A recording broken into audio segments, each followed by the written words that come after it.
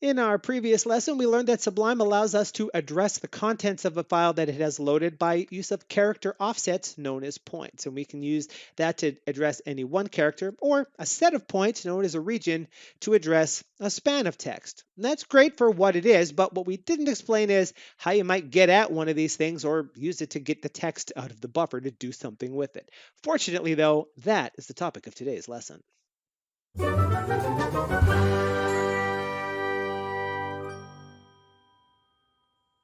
Hello, fellow Sublime Text fanatics. Oda here. Welcome back to Plugin 101, the video course teaching you how to become a package and plugin author in Sublime Text. In today's lesson, we're going to be building on the information that we learned in the previous lesson about points and regions by providing some concrete examples of where you might get a point, where you might get a region, and how you might actually use them to get at the text in the buffer in order to do something with it.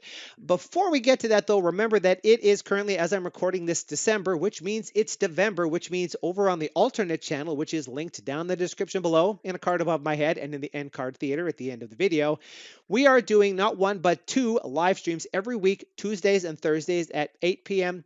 Pacific time, working on a package called YouTuberizer, which allows you to manage a YouTube channel from inside of Sublime Text. We've been having an absolute blast in the live streams, hanging out, working on the plugins, asking questions. Even people in the live chat have provided some really great ideas for how the package should proceed.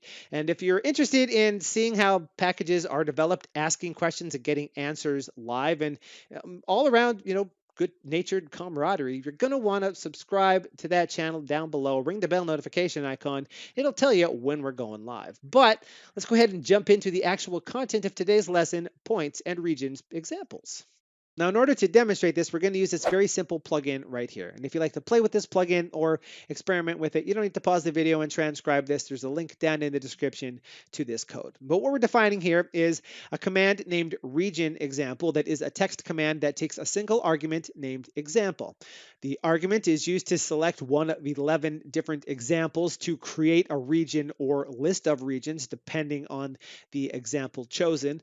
And for that reason, because the API method that we're actually using to render these into the buffer for explanatory purposes absolutely requires that you provide it a list as its second argument, even if it's an empty list. We have some lines in here that say, if the example that was chosen only generates a single region, turn it into a list of regions with just that one thing inside of it. That makes sure everything works the way that we want it to. Now, the actual API method here is view.add-regions, which is for visualizing regions in a variety of different ways. There's a ton of stuff this thing can do, and we're not going to cover it here because this isn't what we're here to talk about. We're here to talk about points and regions and using them to get at text. So if you'd like to know more about this particular API method, it's going to be the topic of an upcoming lesson here in Plugin 101. If you're unsure about text commands or commands in general and how they work, you're going to want to go down below my big talking head. While you're going down to the description, well, you'll find the link to the Plugin 101 playlist that's going to tell you a bunch of information about package and plugin creation and Sublime Text, including how commands work. Stop at the buttons to thumb, subscribe, and share, and ring the bell notification icon so that you will be told, if you haven't already done so, when tutorials appear here on the channel. And then as soon as they appear, YouTube will tell you about it. You'll get to watch them, and you will have the satisfaction of knowing that you have all of the information and you don't have to experience the terrible fear of missing out. In a nutshell, just so we understand what this example is doing, add regions visualizes regions into the buffer. Its argument, the second argument, is the absolute list of regions that it needs to visualize into the buffer. We then tell it that it should look in the color scheme in the current file and pick the color closest to orange and use that in the visualization. Now, I'm using Monokai. There is orange in here. If your color scheme doesn't have orange, then what you see won't be orange, but it'll be as close to orange as it can be. You'll definitely see something, though. We can also provide here optionally, and we are, an icon. This is one that's built into Sublime. It looks like a little bookmark, and it may be familiar to you if you've ever used Sublime's functionality for bookmarking things in files and jumping back and forth between those bookmarks, because this API method is exactly how that particular thing is implemented inside of Sublime Text. And as a fun bonus fact, if you look in the API documentation, up near the top, there's a list of plugins that you can look at for examples, and the bookmark plugin is the excited example for using the add region. So you could use view package file from the command line, open that particular plugin file, and actually see more information about how this thing works. Also worth pointing out that I have some key bindings that I've set up just to speed us along through this. I'm not going to tell you how I set those up, but if you're unfamiliar about key bindings in Sublime and how they work, there is a video on the channel which is linked down in the description, probably in a card up above my head right now. If I remember to put that card there, that will tell you all about key bindings and how they work. So let's go ahead and jump into actually going through these examples. Now remember we learned in the previous lesson that when Sublime loads a file, it normalizes the line endings to be new line characters regardless of what they happen to be in the actual file, and it presents the contents of the file to us in the API as one long contiguous string of text which we index via points, which are just numbers that are character offsets from the start of the string. And if any of that doesn't make any sense to you, you need a refresher, go back to the previous lesson and come back to this one. This will make a lot more sense. Now, we deal in points as indexes into the buffer, or regions as a set of 2 points, a beginning and an end, or a beginning and an end, because the order of them in the buffer doesn't matter. They still specify 2 positions. And sometimes Sublime gives those to us as a response to it telling us that something is happening, or via an API method where we've asked it information. And sometimes we create them and give them to Sublime. We're going to see examples of all of those here. Now, the first couple of these examples are us creating very specific regions. Now, the first one of these examples is creating a region that starts at character 0 and goes to line 10. And when we see that actually being the case here. This is a region that starts at 0 and goes for 10 characters. This is a 10-character region. But remember, the content of the string for us is just one long continuous string. It's not actually lines in a file. So if we were to create a region that starts at 10 and goes to 20, that's a region that starts where this current region ends and goes 10 characters forward. There's not that many characters in the line. We actually see when we jump to the next example here that that is exactly what the region does. It starts at the next character, wraps around. Now you might note that it seems like there's only 9 characters in here, but that space at the end of the word Sublime that's inside the buffer, that's actually the new line on this line being captured as part of the region. So you can actually see that it is physically in there. And again, this would work even, it's going to be displayed as one character, even if you're on Windows, which uses 2-character line endings. Because a region can have a beginning and an end, and it's possible for both ends of the region to be the same number, there's a convenience where if you want to create a region that has a start and an end to the same, instead of specifying the same number twice, you can just specify it once, and the same number will be used for both. So here we have a region that is starting and ending at position 5. Normally that would be invisible. We told the API function we're using to actually display it. So here is a region being displayed at that particular position. So this is examples of creating regions in here. Now, of course, having a region of text or even a point of text is interesting in and of itself. You might get that information, as I said, from other locations, but what do you actually do with that thing? Well, given points or regions, we can actually get Sublime to tell us more interesting things about the content of the file, and that's the gist of the next set of examples here. So in example 4, we have a call to the view.word method. Now what this does is you give it a point in the buffer and it returns back to you a region that encompasses the word that that point is inside of.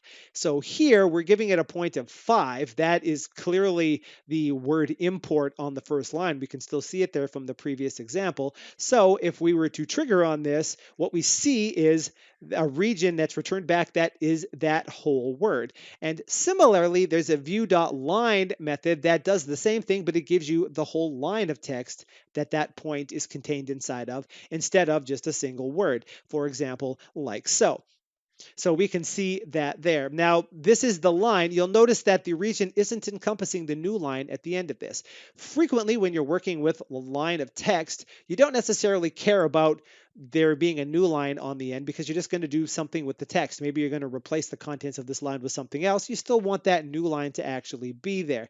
If you actually wanted the new line on here, you can actually do that as well, because there is the full line method, which does the same thing as line does, only the region includes the new line on the end of the line if it is actually present. So we can see the region bumps out one extra character in order to give us that particular information. And similarly, you might be interested in a larger span of text. The view.lines method takes a region and it gives you back regions that span all of the lines covered by that particular region. And this is probably best explained by me pressing this key so we can see that if we give it a region that starts at position 10 and goes to 20, which we know starts in the middle of line 1 and wraps around, the result of that is two regions, that is each of those two lines in full minus the new lines on the end of them, because the regions that specify these lines touch the region that we actually provided. So if you had some larger span of from here to here,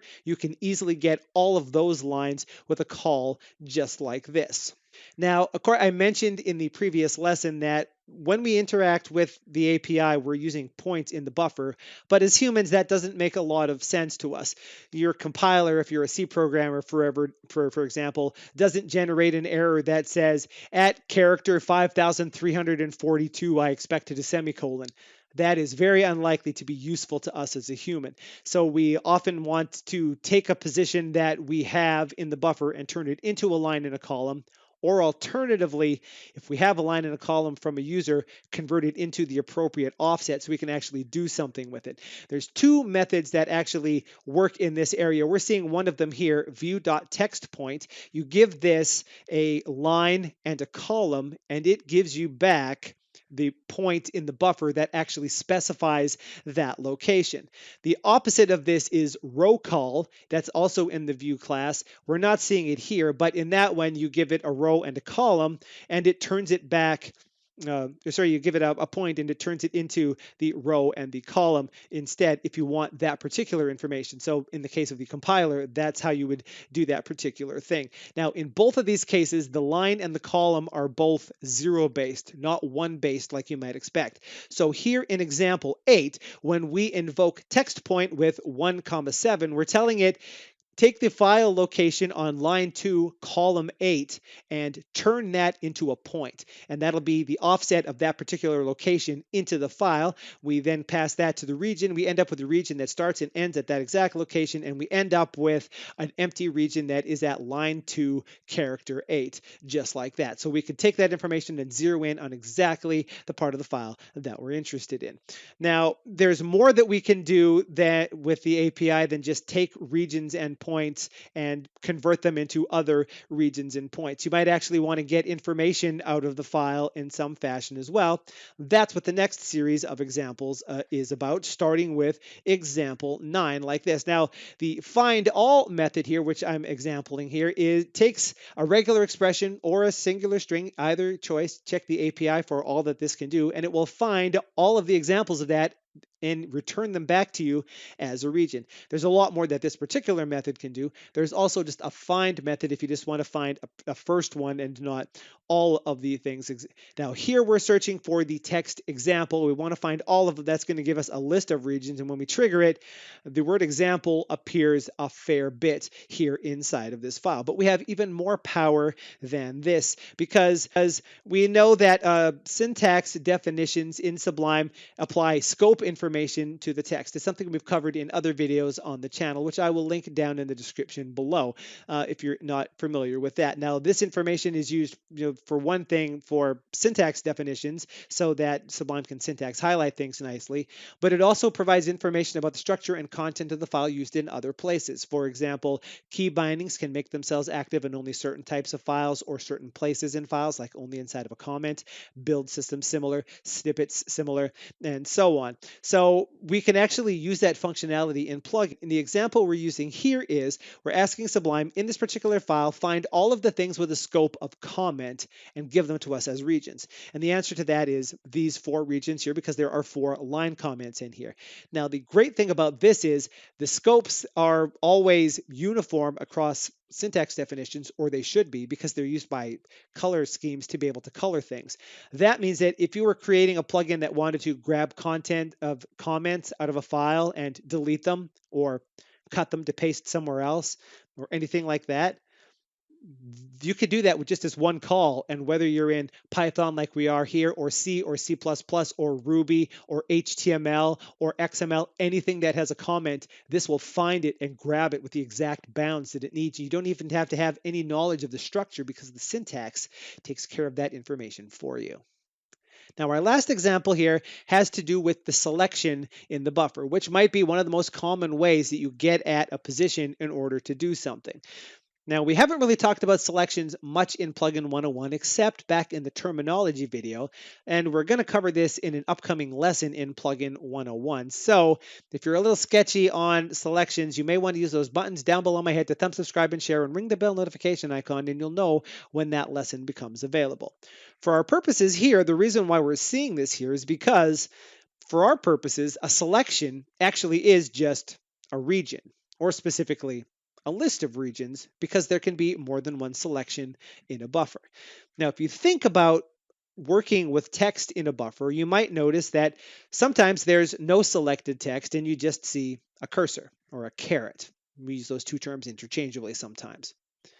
We've seen that in previous examples when we had a region that started and ended at the same position. The region that was drawn was just a vertical line. You've also seen text that's selected. It starts at one place, goes to another. We've seen that as well. In fact, we see an example of it on the screen right now. Well, that's a region, something that starts at one end and goes to the other. And you might also have noticed that it's impossible to have text selected without there also being a cursor at one end of it or the other.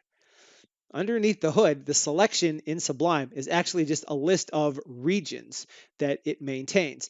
If you don't see any selected text, then that selection starts and ends at the same place. The selection is empty. If there is selected text, then the region's not empty. It has a beginning and an end. And in this particular case, which end is the beginning and which end is the end matters, because the end, the B point, the second one in the region, is the one where the cursor is actually located if you wanted to extend further or bring it back or otherwise move the cursor around. So the selection itself is also a list because there can be one cursor or two or five or 100. So it's just a list of regions.